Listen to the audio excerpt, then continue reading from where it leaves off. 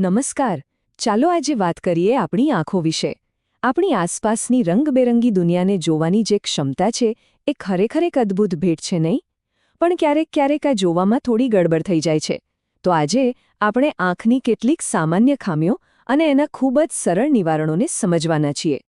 અને હા, આ આખી સમજૂતીને એકદમ સરળ બનાવવામાં અમને સાથ મળ્યો છે સાધના વિદ્યાલય મોરદેવીના ઉત્સાહી વિજ્ઞાન શિક્ષક શ્રી વિશાલ એ ચાવડાનો. એમના માર્ગદર્શનથી જ અમે આ વિષયને આપ સૌની સામે લાવી શક્યા છીએ. ચાલો, એક સામાન્ય અનુભવથી જ શરૂઆત કરીએ. ક્યારે એવું બન્યું છે કે ક્લાસમાં છેલ્લી પાટલી પર બેઠા હોઈએ અને બોર્ડ પર શું લખ્યું છે એ બરાબર વંચાય જ નહીં? અથવા રસ્તા પર ચાલતા હોઈએ અને દૂરનું સાઇનબોર્ડ વાંચવા આંખોને થોડી ખેંચવી પડે?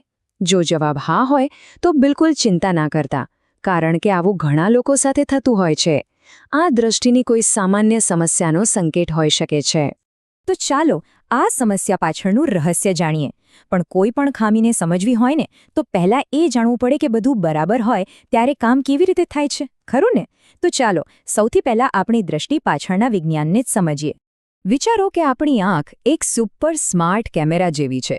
જ્યારે બહારથી પ્રકાશના કિરણો આપણી આંખમાં આવે ત્યારે આંખનો લેન્સ એ કિરણોને બરાબર રેટિના પર ફોકસ કરે છે. હવે આ રેટિના શું છે? એ કેમેરાની ફિલ્મ જેવું છે જેના પર ચિત્ર બને છે. જ્યારે ફોકસ એકદમ પરફેક્ટ હોય ત્યારે આપણને તીક્ષ્ણ અને સ્પષ્ટ છબી દેખાય છે. સારું, તો હવે આપણે સમજી ગયા કે નોર્મલ આંખ કેવી રીતે કામ કરે છે. ચાલો હવે પહેલી અને સૌથી સામાન્ય ખામી વિશે વાત કરીએ. એ છે માયોપિયા, જેને આપણે લઘુદૃષ્ટિની ખામી તરીકે પણ ઓળખીએ છીએ. આમાં શું થાય? નજીકની વસ્તુઓ તો એકદમ સાફ દેખાય, પણ દૂરનું બધું જાણે ધૂંધળું દેખાય. તો માયોપિયામાં ખરેખર થાય છે શું? ચાલો એકદમ સરળ રીતે સમજીએ. ધારી લો કે પ્રકાશના કિરણો એક રેસ લગાવી રહ્યા છે. એમની ફિનિશ લાઇન છે રેટિના, પણ માયોપિયામાં આ કિરણો થોડા ઉતાવળા હોય છે અને ફિનિશ લાઇન એટલે કે રેટિના સુધી પહોંચે એ પહેલાં જ ભેગા થઈ જાય છે. પરિણામે મગજ સુધી જે સંદેશો પહોંચે છે એ ઝાંખો હોય છે અને દૂરની વસ્તુઓ ધૂંધળી દેખાય છે. હવે સવાલ એ થાય કે આવું થાય કેમ? તો એના મુખ્યત્વે બે શારીરિક કારણો હોઈ શકે છે. એક, આંખનો ડોળો સામાન્ય કરતાં થોડો લાંબો હોય, અથવા બે, આંખની સપાટી પરનું પારદર્શક પટલ જેને કોર્નિયા કહેવાય એનો વળાંક વધુ પડતો હોય.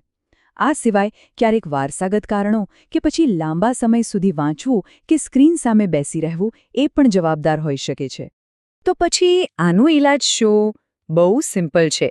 અંતર્ગોળ લેન્સ.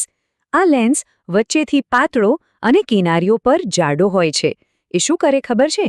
એ પહેલાં ઉતાવળા કિરણોને થોડા ફેલાવી દે છે, જેથી એ કિરણો જે વહેલા ભેગા થઈ જતા હતા તે હવે થોડા આગળ વધીને બરાબર રેટિના પર એટલે કે ફિનિશ લાઇન પર જ ભેગા થાય. અને બસ થઈ ગયું બધું એકદમ ક્લિયર. ચાલો હવે માયોપિયાથી બિલકુલ ઊંધી પરિસ્થિતિ જોઈએ. આ ખામીનું નામ છે હાઇપરમેટ્રોપિયા, એટલે કે ગુરુદૃષ્ટિની ખામી. આમાં દૂરની વસ્તુઓ તો સ્પષ્ટ દેખાય, પણ નજીકની વસ્તુઓ જેમ કે પુસ્તકના અક્ષરો એ ઝાંખા દેખાય છે. અહીંયા પેલી રેસવાળી વાત યાદ કરો. હાઇપરમેટ્રોપિયામાં પ્રકાશના કિરણો ફિનિશ લાઇન એટલે કે રેટિનાને પણ પાર કરીને આગળ નીકળી જાય છે. એમનું ફોકસ રેટિનાની પાછળ બને છે. આના કારણે જ નજીકની વસ્તુઓ પર ફોકસ કરવું મુશ્કેલ બને છે. આનું મુખ્ય કારણ છે આંખના ડોળાનું સામાન્ય કરતાં ટૂંકું હોવું. અને એક મજાની વાત કહું, મોટાભાગના બાળકો જ્યારે જન્મે છે ત્યારે તેમને થોડી હાઇપરમેટ્રોપિયાની ખામી હોય જ છે, પણ જેમ જેમ તેઓ મોટા થાય છે અને એમની આંખનો વિકાસ થાય છે તેમ તેમાં ખામી આપોઆપ દૂર થઈ જાય છે. અને આનો ઉકેલ? બહિર્ગોળ લેન્સ. આ લેન્સ વચ્ચેથી જાડો અને કિનારીઓથી પાતળો હોય છે. એનું કામ છે પેલા પાછળ જતા રહેતા કિરણોને ભેગા કરીને આગળ લઈ આવવાનું, બરાબર રેટિના પર. અને પરિણામે નજીકની વસ્તુઓ પણ ફરીથી સ્પષ્ટ દેખાવા લાગે છે. ઓકે, તો આપણે આંખના ડોળાના આકારને લગતી બે મુખ્ય ખામીઓ જોઈ. હવે વાત કરીએ ત્રીજી અને જરા જુદા પ્રકારની સમસ્યાની, જેનું નામ છે પ્રેસબાયોપિયા. આ સમસ્યા વધતી ઉંમર સાથે જોડાયેલી છે.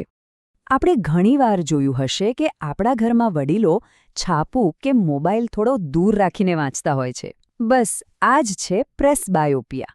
લગભગ 40 વર્ષની ઉંમર પછી આપણે આંખનો જે કુદરતી લેન્સ છે ને એ ધીમે ધીમે પોતાની લવચિકતા ગુમાવવા લાગે છે. આના લીધે નજીકની વસ્તુઓ પર ધ્યાન કેન્દ્રિત કરવું મુશ્કેલ બની જાય છે. ચાલો તો ફટાફટ આ ત્રણેય ખામીઓનો એક સારાંશ જોઈ લઈએ, જેથી બધું બરાબર યાદ રહી જાય. માયોપિયા એટલે કે લાંબો આંખનો ડોળો, જેમાં દૂરનું અસ્પષ્ટ દેખાય, અને ઉપાય છે અંતર્ગોળ લેન્સ. હાઇપરમેટ્રોપિયા એટલે કે ટૂંકો આંખનો ડોળો, જેમાં નજીકનું અસ્પષ્ટ દેખાય, અને ઉપાય છે બહિર્ગોળ લેન્સ. અને છેલ્લે પ્રેસબાયોપિયા, જે ઉંમરને કારણે લેન્સ કઠણ થવાથી થાય છે અને તેના નિવારણ માટે બાયફોકલ જેવા ખાસ લેન્સ વપરાય છે. તો સવાલ એ છે કે આપણે આપણી આંખોનું ધ્યાન કેવી રીતે રાખી શકીએ? એના માટે કેટલીક ખૂબ જ સરળ ટિપ્સ છે. એક નિયમ યાદ રાખો, 20-20-20, એટલે કે દર 20 મિનિટે 20 સેકન્ડ માટે 20 ફૂટ દૂરની કોઈ વસ્તુ જુઓ, વાંચતી વખતે યોગ્ય અંતર રાખો, રોજ થોડો સમય બહાર વિતાવો, અને સૌથી અગત્યનું, નિયમિતપણે આંખની તપાસ કરાવતા રહો.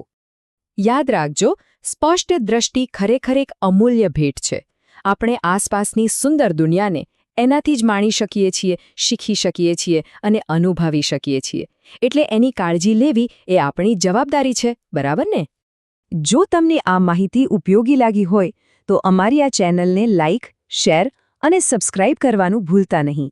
ફરી મળીશું એક નવા અને એટલા જ રસપ્રદ વિષય સાથે.